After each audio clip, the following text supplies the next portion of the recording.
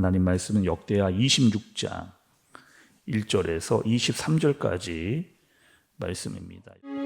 유다 온 백성이 나이가 16세 된 우시야를 세워 그의 아버지 아마샤를 대신하여 왕으로 삼으니 아마샤 왕이 그의 열조들의 묘실에 누운 후에 우시야가 엘롯을 건축하여 유다에 돌렸더라. 우시야가 왕위에 오를 때 나이가 16세라. 예루살렘에서 52년간 다스리니라. 그의 어머니의 이름은 여골리하여 예루살렘 사람이더라. 우시야가 그의 아버지 아마샤의 모든 행위대로 여호와 보시기에 정직하게 행하며 하나님의 묵시를 밝히 아는 스가랴가 사는 날에 하나님을 찾았고 그가 여호와를 찾을 동안에는 하나님이 형통하게 하셨더라. 우시야가 나가서 블레셋 사람들과 싸우고 가드 성벽과 야분의 성벽과 아스돗 성벽을 헐고 아스돗 땅과 블레셋 사람들 가운데 성읍들을 건축하며 하나님이 그를 도우사 블레셋 사람들과 구르바알에 거주하는 아라비아 사람들과 마온 사람들을 치게 하신지라. 암몬 사람들이 우시야에게 조공을 바치매 우시야가 매우 강성하여 이름이 애굽 변방까지 퍼졌더라. 우시야가 예루살렘에서 성 모퉁이 문과 골짜기 문과 성 구비에 망대를 세워 견고하게 하고 또 광야에 망대를 세우고 무릉덩이를 많이 파고 고원과 평지에 가축을 많이 길렀으며 또 여러 산과 좋은 밭에 농부와 포도원을 다스리는 자들을 두었으니 농사를 좋아함이었더라. 우시야에게 또 싸우는 군사가 있으니 서기관 여이엘과 병영장 마세야가 직접 조사한 수효대로 왕의 지휘관 하나니아의 휘하에 속하여 떼를 지어 나가서 싸우는 자라.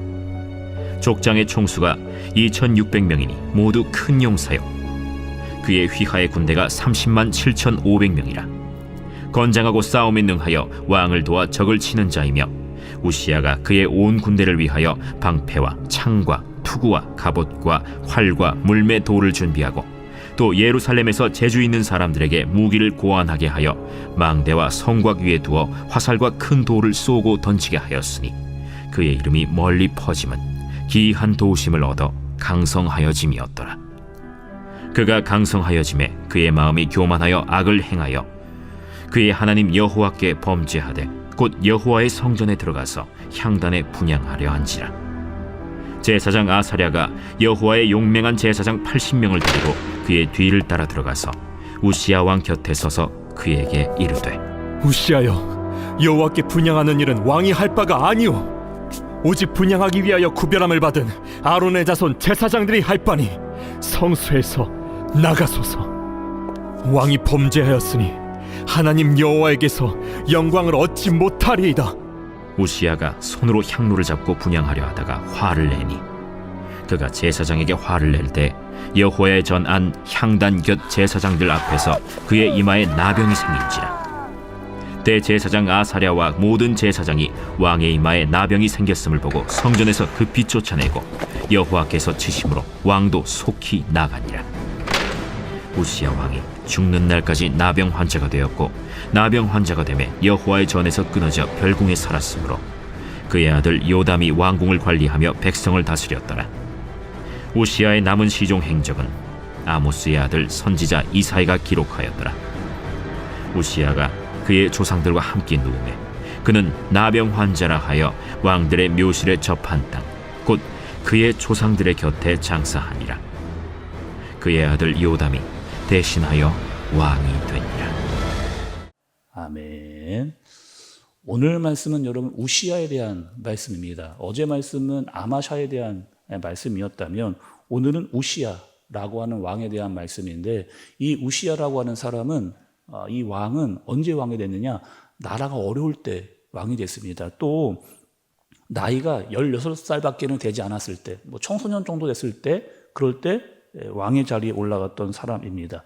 또 그의 아버지가 아마샤였잖아요. 그리고 아마샤가 북이스라엘에게 포로로 끌려갔을 때 그때 왕이 된 그런 사람입니다. 또 아버지 아바샤는 어떻게 죽었어요? 북이스라엘 잡혀갔다가 돌아와서 반역한 시냐에게 죽임을 그렇게 당했습니다. 그러니까 지금 나라도 어렵고 아버지도 죽은 상태에서 왕이 되고 나니까 우시야가 할 수 있는 게 없었거든요. 아무것도 할 수 있는 게 없었습니다. 신하들이 이 우시야를 세워놓고 마치 이런 거죠, 여러분. 바지 사장처럼 왕으로 세워놓긴 세워놨는데 왕으로 세워놓고 자기가 하고 싶은 대로 이 왕을 그렇게 시켜 먹으려고 그렇게 왕으로 세워놨습니다. 났습니다. 그런데 이 우시아의 행적들을 쫙 보게 되면은 우시아가 생각 외로 굉장히 강한 왕으로 이렇게 되어가는 것을 볼 수가 있어요. 블레셋과 싸워서 이기고 또 아라비아와 마온 사람까지 쳤고 또 암몬에게 조공을 받고 애굽까지 이름을 알리게 되어지는, 그러니까 점점점 나라가 나라 안과 밖으로 강해지는 이 우시아 때 그렇게 된 겁니다. 그리고 무려 52년 동안 왕의 자리에 있었던 사람이 바로 이 우시아라고 하는 그런 왕입니다.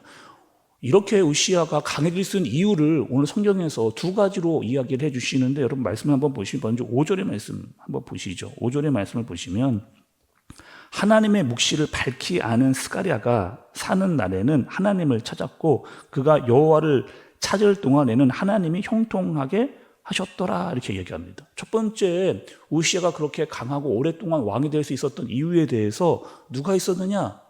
하나님의 말씀, 묵시에 대해서 잘 알았던 스가랴가 그 우시아 옆에 있었습니다. 그래서 이 스가랴가 계속 그 우시아에게 하나님을 찾도록, 또 하나님을 찾을 때 어떻게 했느냐? 그가 형통할 수 있게 그렇게 하셨습니다.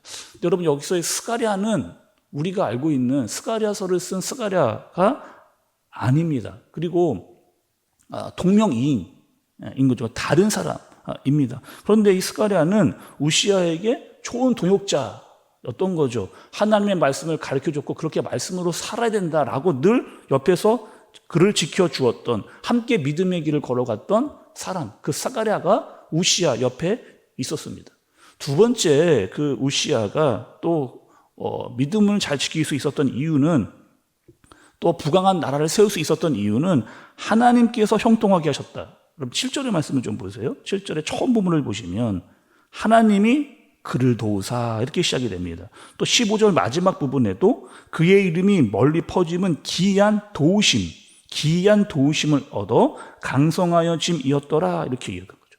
그러니까 그 우시아의 뒤에는 하나님의 도우심이 그렇게 있었던 겁니다.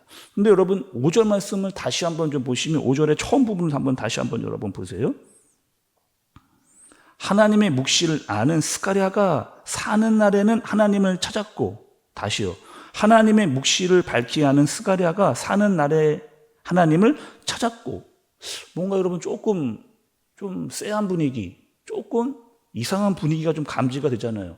아니, 분명히 우시아는 그 스가랴라고 하는 좋은 도역자가 있었는데, 그러면 스가랴라고 하는 이 도역자가 사라진 다음에는, 죽은 다음에는, 없어진 다음에는 어떻게 됐을까요? 우리가 앞서서 봤던 뼈 아팠던 그런 기억이 하나 떠오릅니다. 누가 여러분 떠오르세요? 우리가 말씀을 쭉 지켜왔는데 이런 사람이 또 있었습니다. 한번 말씀을 한번 찾아볼게요. 우리 역대하 24장으로 좀 가겠습니다. 역대하 24장 2절. 다시 말씀으로 돌아와야 되니까 여러분 손가락으로 이렇게 표시를 좀 해놓으시고 역대하 24장 2절로 좀 가겠습니다. 같이 한번 여러분 읽어보겠습니다. 시작. 제사장 여호야다가 세상에 사는 모든 날에 요하스가 여호와 보시기에 정직하게 행하였으며, 이렇게. 그럼 우리가 요하스를 볼 때도 이런 일이 있었거든요. 요하스에게 누가 있었어요? 여호야다. 제사장이었던 여호야다가 있을 때는 요하스가 어떻게 했습니까? 잘했습니다. 하나님께 잘하고 또 하나님의 말씀대로 살아가려고 그렇게 했습니다. 그런데 요하스는 변했죠. 어떻게 해요? 여호야다가 죽은 다음에 다른 사람이 됐던 그 모습, 그 잘못을 똑같이 지금 누가요? 우시아가 반복하는 것을 볼 수가 있어요. 스가랴가 있을 때는 말씀대로 잘했습니다. 그러나 스가랴가 사라지고 나니까 그 마음이 변하게 되어지는, 우시아도 요하스처럼 변하게 되어지는 그런 일을 행하게 되는 거죠. 다시 오늘 본문으로 들어와서 16절의 말씀을 여러분 좀 보세요. 오늘 16절의 말씀. 그가 강성하여 짐에 그의 마음이 교만하여 악을 행하여 그의 하나님 여호와께 범죄하되 곧 여호와의 성전에 들어가서 향단에 분향하려 한지라, 이렇게. 여러분 지금 우시아는 부족한 게 없었거든요. 모든 권력을 다 가지고 있었고 부와 명예가 있었고 다른 나라에까지 자기의 이름을 알렸습니다. 하나님이 그렇게 하도록, 하나님께서 그에게 그렇게 많은 것을 누리도록 하셨어요. 하나님의 은혜였습니다. 그런데 이 우시아는 겸손하지 않았던 거예요. 교만해졌습니다. 악을 행하게 되어지는. 지금 우시아가 왕이기는 한데 여러분 왕이어도 하지 말아야 될 일이 있습니다. 넘어서는 안 되는 그런 선이 있어요. 그것이 무엇이냐? 제사장의 직무입니다. 제사장의 직무. 말씀에는 분명히 왕과 제사장이 해야 될 일이 철저하게 나눠져 있어요. 그러니까 왕은 정치고 제사장은 종교라고 하는 것을 분명하게 율법이 이렇게 분리를 해놔서 왕과 제사장이 할 일을 따로 구분해 놓았습니다. 민수기 16장 40절을 보시면, 제가 읽어볼게요. 민수기 16장 40절 처음 부분을 보시면 이렇게 나와 있습니다. 제가 한번 읽어볼게요. 여러분 잘 한번 들어보세요. 이스라엘 자손의 기념물이 되게 하셨으니 이는 아론의 자손이 아닌 다른 사람이 여호와 앞에 분향하러 가까이 오지 못하게 함이며, 이렇게 있습니다. 분향할 때 아론과 아론의 자손이 아닌 다른 사람이 여호와 앞에서 분향하면 안 된다라고 말씀을 분명히 하셨어요. 그런데 우시아가 어떻게 하느냐? 본인이 지금 왕이잖아요. 제사장은 아닙니다. 그런데 어떻게 하겠다? 내가 들어가서 내가 분향하겠다. 내가 왕인데 종교적 제사장 역할까지 내가 다 접수하겠다라고 하면서 그 여호와 우시아의 교만이 선을 넘게 되어지는 일이 나타나게 된 겁니다. 여러분 성경에 보면 왕, 제사장, 그리고 선지자의 역할을 할 수 있는 분은 단 한 명입니다. 한 분이에요. 성경에 보면. 다시요. 왕, 제사장, 선지자의 역할을 할 수 있는 분은 단 한 분. 예수 그리스도 밖에는 없습니다. 그런데 지금 우시아가 어떻게 하는 거예요? 마치 자기가 왕도 되고 제사장도 되고 마치 하나님이 되려고 하는 그런 교만한 마음을 우시아가 갖게 된 거죠.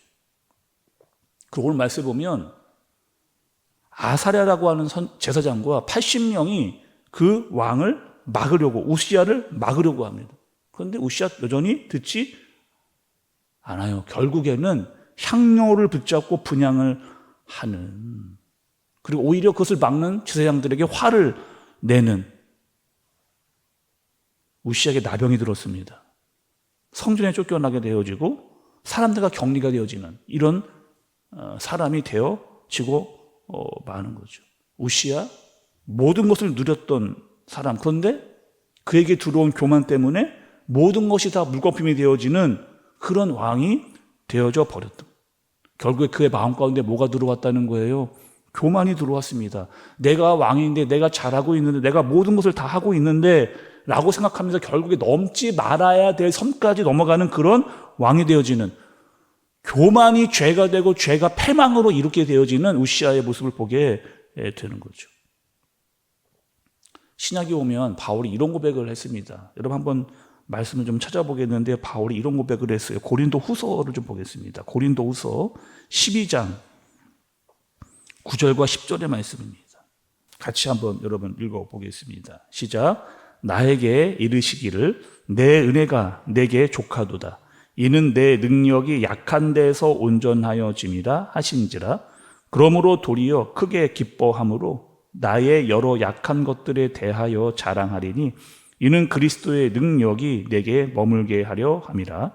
그러므로 내가 그리스도를 위하여 약한 것들과 능욕과 궁핍과 박해와 공고를 기뻐하노니 이는 내가 약한 그때에 강함이라. 누가 여러분? 바울이 이런 고백을 했어요. 바울은 어떤 사람이에요? 하나님의 은혜를, 전적인 하나님의 은혜를 경험했던 그런 사람이 바울이잖아요. 그리고 원래는 사울이었던 사람이 바울이 된 그런 사람입니다. 은혜 받은 자로 바울은 변했습니다. 철저히 은혜 받은 자로 살면서 내 생각, 내 주장, 내 고집대로 하지 않고 하나님의 말씀대로 살아가는, 하나님의 은혜를 아는 자로 하나님의 뜻대로 살아갈 때 내가 강해지는구나를 알았던 사람이 바로 바울입니다. 심지어는 고난, 능욕, 궁핍, 공고, 박해가 있다 하더라도 그런 상황 가운데서 기뻐할 수 있는 이유, 예수님 때문이었던 거죠. 여러분, 예수님 이 땅에 어떤 모습으로 오셨어요? 세상 사람들이 보기에는 약하게, 어떻게 저렇게 약한 모습으로 오실까 정도로 약한, 힘이 없어 보이는 모습으로 오셨습니다. 그런데 누구보다 강하신 분이잖아요. 그분은 끝까지 인내하셨고 끝까지 세상을 이겨내셨고 또 그 약함이 오히려 강함이 되어지는 그 모습을 예수님께서 보여주신 겁니다. 바울이 그 사실을 알았어요. 약해 보이지만 약할 때 강함이 된다라고 하는 그 모습을 예수님을 통해서 알았습니다. 하나님 앞에서 약해질 때, 하나님의 말씀대로 순종할 때 그것이 나에게 진짜 강함이구나 라고 했던 그 바울의 고백과 같은 그런 강함, 그리고 겸손함, 그리고 하나님의 말씀대로 살아가는 은혜 안에 거하는 저와 여러분들 되어지시길 예수님의 이름으로 축복합니다. 기도하겠습니다. 하나님 아버지, 우시야를 통해서 진짜 강함이 무엇인지를 깨닫게 됩니다. 나의 강함이 아니라 나의 약함이, 하나님 앞에서의 약함이 강함이 됨을 잊지 않고 믿음으로 살아가게 하여 주옵소서. 하나님의 말씀에 순종할 때 참된 강함을 주옵소서. 교만하지 않고 겸손하게 하나님의 은혜를 아는 자로 주님을 따르며 섬기게 하여 주옵소서. 예수님의 이름으로 기도드리옵나이다. 아멘.